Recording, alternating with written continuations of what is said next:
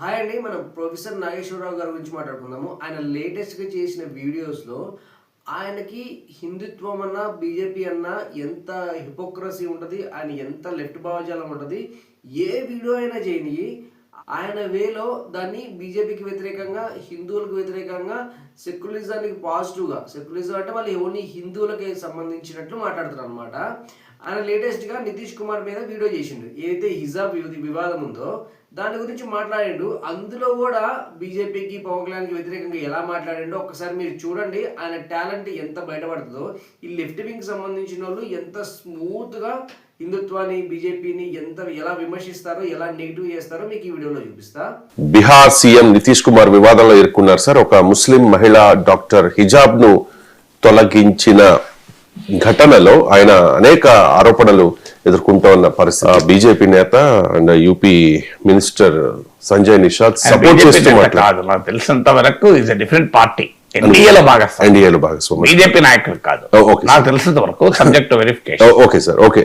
NDA minister support చేస్తూ ఉన్న పరిస్థితి ఏంటి సార్? ఈ వివాదం గురించి మీకు అక్కడ ఎన్డీఏలో భాగస్వామి ఎవరో మాట్లాడారు, కానీ అక్కడ యాంకర్ కూర్చున్నారు, అక్కడ నాగేశ్వరరావు గారు కూర్చున్నారు. వాళ్ళిద్దరు కలిసి ముందే ఆయన కాదు అని చెప్పేసి కొంచెం కూడా బ్యాక్గ్రౌండ్ వర్క్ ఏం చేయరు, కానీ అవును కాదు క్వశ్చన్ మార్క్ అనమాట.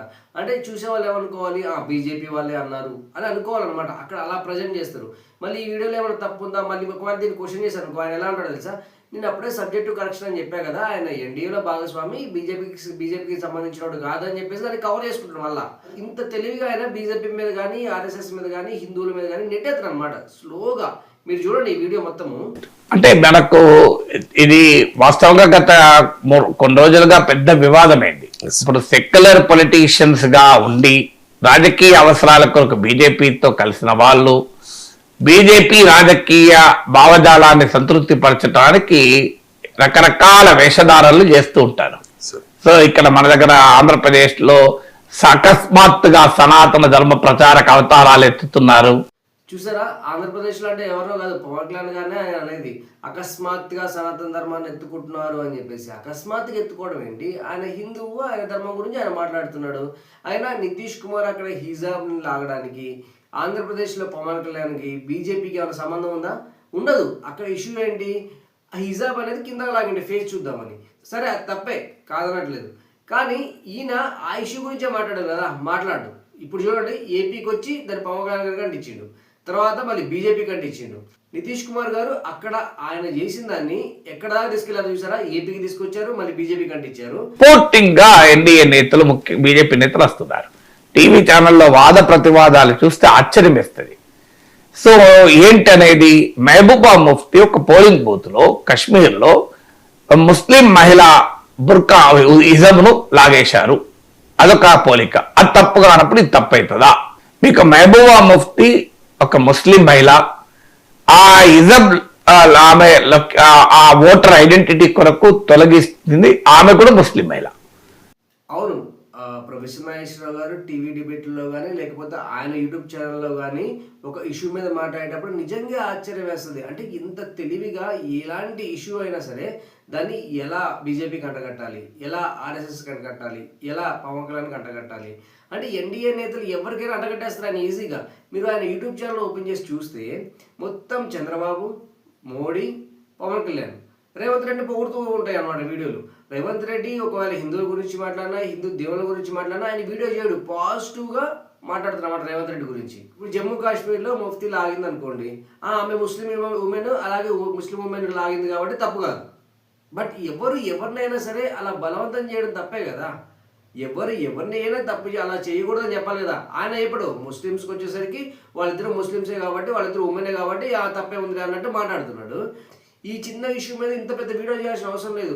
దీన్ని సనాతన ధర్మానికి అంటగట్టి, తర్వాత పవన్ కళ్యాణ్కి అంటగట్టి, బీజేపీకి అంటగట్టి, ఎన్డీఏకి అంటగట్టి, అంటే ఈయనేంటంటే ఇందులో కూడా ఇప్పుడు హిందూ ముస్లిం అనే దాని భావజాలను తీసుకురావాలి, బీజేపీని తిట్టాలి, బీజేపీకి నెగిటివ్ చేయాలి, హిందువులు నెగిటివ్ చేయాలి. పవన్ కళ్యాణ్ చూశారు కదా, పవన్ కళ్యాణ్కి ఏమైనా సంబంధం ఉందా? పవన్ కళ్యాణ్ తీసుకొచ్చింది అనమాట. అంటే సనాతన ధర్మం అని చెప్పేసి కొత్త ఎత్తులు వేసుకుని తిరుగుతున్నారు అని చెప్పేసి ఆయన మతం గురించి ఆయన మాట్లాడుకుంటే ఈయనకు ప్రాబ్లం అనమాట.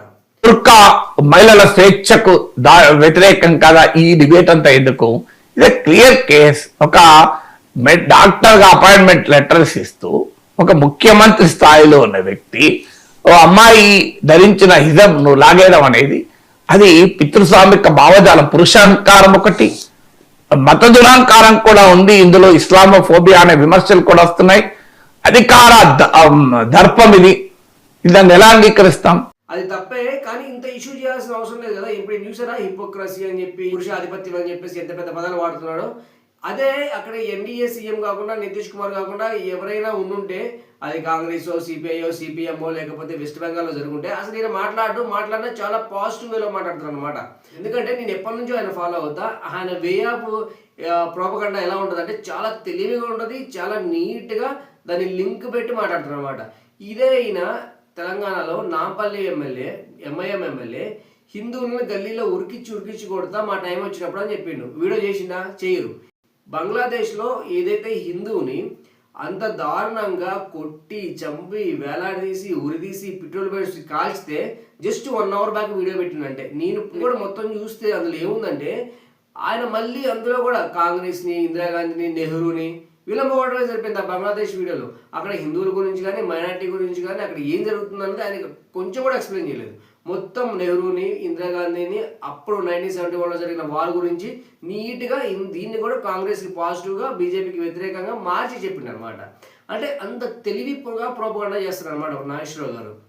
ఇప్పటికీ ముఖ్యమంత్రి స్థాయిలో ఉన్న వ్యక్తి అలా బిహేవ్ చేస్తే ఇక రోడ్డు మీద పోతున్నప్పుడు ఏం రక్షణ ఉంటుంది? ఒక పోలీస్ స్టేషన్ పోతే పోలీస్ కానిస్టేబుల్ ఏ రకంగా వ్యవహరిస్తాడు? మీకు పవర్ అస్టిమెట్రీ. ఒక్కసారి చీఫ్ మినిస్టర్ ఇలాంటి పబ్లిక్ బిహేవియర్ తో తన లెజిటిమైజ్ చేసుకుంటే, తన అధికారాన్ని ఉపయోగించి, ఇక మహిళలకు రక్షణ ఎక్కడికి వెళ్ళి ఉంటుంది? గౌరవం ఎక్కడుంటుంది? ఇక మహిళల పట్ల సంస్కారయుతమైన ప్రవర్తన ఎక్కడికి వెళ్ళొస్తుంది? సీఎం లాంటి వాళ్ళు ఇలా చేయకూడదు. మరి ఇదే వేలో ఇదే టోన్లో రేవంత్ రెడ్డి హిందూ దేవుల గురించి, హిందూ దేవతల గురించి మాట్లాడినప్పుడు ఎందుకు మాట్లాడలేదురేమో మీరు? ఇలానే మాట్లాడవచ్చు కదా. హిందూ దేవుల గురించి ఇలా మాట్లాడతారా? 80 కోట్ల మంది పూజిస్తున్న దేవుల గురించి ఒక సీఎం అయి ఉండి, ఒక రాజ్యాంగబద్ధమైన పదవిలో ఉండి ఇలా మాట్లాడితే ప్రజలు ఆయన నుంచి ఏం తీసుకుంటారు? ఆయన కార్యకర్తలు కానీ వాళ్ళు కానీ ఆయన సేమ్ ఆయనలాగే బిహేవ్ చేస్తారు కదా. ఒక మతాన్ని ఇలా కించపరచడం తప్పు కదా అని చెప్పేసి మీరు ఎందుకు మాట్లాడలేదు రేవంత్ రెడ్డి విషయంలో? ఎక్కడో బీహార్లో ఉన్న నితీష్ కుమార్ గురించి చాలా బాగా మాట్లాడుతున్నారు కదా, రేవంత్ రెడ్డి గురించి ఎందుకు మాట్లాడలేదు? మీరు మాట్లాడాలి కదా, తప్పని చెప్పాలి కదా. చెప్పరు. ఎందుకు అంటే ఆయన రేవంత్ రెడ్డి కాంగ్రెస్ ముఖ్యమంత్రి కాబట్టి, అక్కడ ఉండే నితీష్ కుమార్ ఎన్డీఏ గవర్నమెంట్లో ఉన్నాడు కాబట్టి, ఎన్డీఏ ఏదైతే బీజేపీ గవర్నమెంట్ సెంట్రల్లో నడుస్తుందో దానికి ఆయన సపోర్ట్ చేస్తున్నాడు కాబట్టి ఆయన గురించి మాట్లాడాలి. మన రేవంత్ రెడ్డి గురించి మాట్లాడడం ఎందుకంటే ఆయన కాంగ్రెస్ కాబట్టి. నితీష్ కుమార్ అసలు మహిళా ఓటు బ్యాంక్ కలిగిన నాయకుడు. దశాబ్దాలుగా ఉమెన్ ఓటర్స్ ను బేస్ గా చేసుకున్న లీడర్. అది దాదాపు ఈసారి ఎన్నికల్లో కూడా ఉమెన్ ఓటర్స్ 8-9% ఎక్కువ ఓట్లు వేశారు. అది నితీష్ కుమార్ విజయం వెనుకున్నారు. ఎంబీసీ కాన్స్టిట్యున్సీ లాగా ఉమెన్ కాన్స్టిట్యున్సీ కూడా ఒక ప్రధానమైంది. సో కానీ ఆ స్థాయిలో ఎందుకు బిహేవ్ చేస్తున్నారు అనేది క్వశ్చన్ కదా.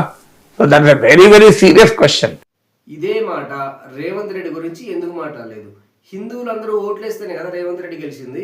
హిందువులందరూ ఓట్లేస్తేనే కదా కాంగ్రెస్ పార్టీ గెలిచింది. కానీ హిందువుల గురించి, హిందూ దేవుళ్ళ గురించి ఆయన అలా మాట్లాడినప్పుడు మీరు అనొచ్చు కదా, మీరు హిందూ దేవుళ్ళ గురించి ఇలా మాట్లాడడం తప్పు, హిందువులందరూ ఓట్లేస్తేనే మీరు గెలిచారు, మీరు రాజ్యాంగబద్ధమైన పదవిలో ఉన్నారు, ఇలా మాట్లాడడం తప్పు అని చెప్పేసి ఎందుకు చెప్పలేదు? రేవంత్ రెడ్డికి ఎందుకు చెప్పలేదు? ఇప్పటివరకు వీడియో ఎందుకు చేయలేదు? చేయరు. ఎందుకు అంటే ఆయన కాంగ్రెస్ ముఖ్యమంత్రి, ఈయనకు సపోర్ట్ చేస్తారు కాబట్టి, ఈయనకు ఆయన అంటే ఇష్టం కాబట్టి ఆయన లేపుతారు అనమాట. జాకిలేసి మరీ లేపుతూ ఉంటాడు రేవంత్ రెడ్డిని. ఆయన ఏం మాట్లాడినా కవర్ చేస్తూ ఉంటారు అనమాట.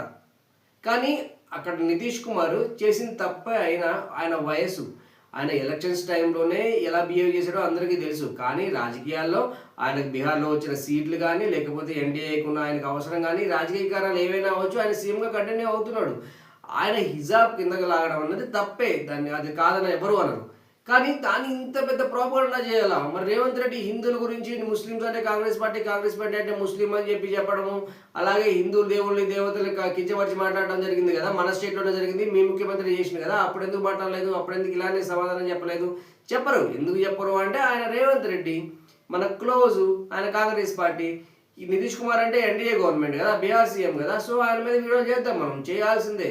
వెస్ట్ బెంగాల్లో మమతా బెనర్జీ ఆడవాళ్ళు నైట్ 9 దాటితే 8 దాటితే బయట ఏం పని, మీరు ఎందుకు బయట తిరుగుతారు అని చెప్పేసి ఆమె అన్నప్పుడు ఈ వీడియో చేసిందా? చెయ్యడు. ఎందుకు చేయరు అంటే ఆమె వెస్ట్ బెంగాల్ కాబట్టి, ఆమెకి ఎన్డీఏకి సంబంధం లేదు కాబట్టి, ఆయన బీజేపీ మీద కొట్లాడుతుంది కాబట్టి ఆయన చేయడు. వెస్ట్ బెంగాల్ మీద వీడియోస్ చేయడు.